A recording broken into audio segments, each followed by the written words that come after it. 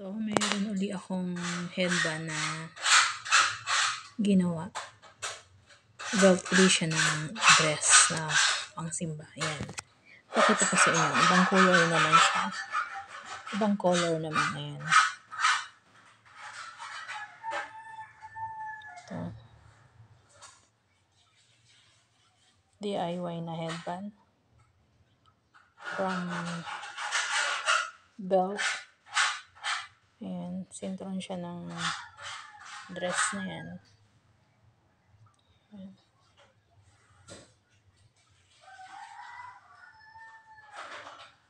Ginawa ko lang siya. Pinhole, pinaikot-ikot. Ayan. Para makita niyo siya. Or kung paano. Sa susunod na vlog kung paano siya inikot-ikot sa lumang headband. Ayan. Ayan.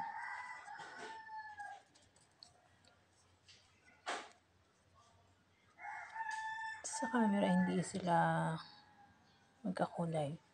Pero sa personal, same color yan.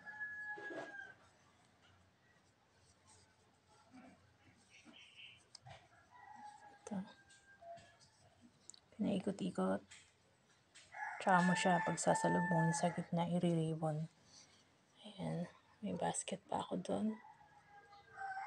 Paborito ko yun na background. Pag ako'y nag-video okay, ginagamit kong background itong basket na to. Paborito ko talaga yan. Ayan. Ayan siya. Tagaan tanggalin. Nahihilo kayo sa aking video. Ipa-upgraded yung aking pag-video. Isang hands ko kasi yung gamit ko. While nagde-demo yung isang hands. Ayan. Yan siya. Belt.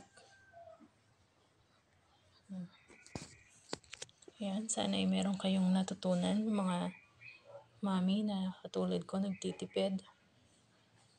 Color ng dress, color ng headband.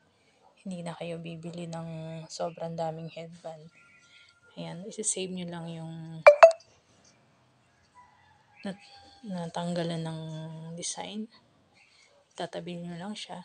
Tapos, cover nyo na yung mga belt na hindi nyo nagagamit.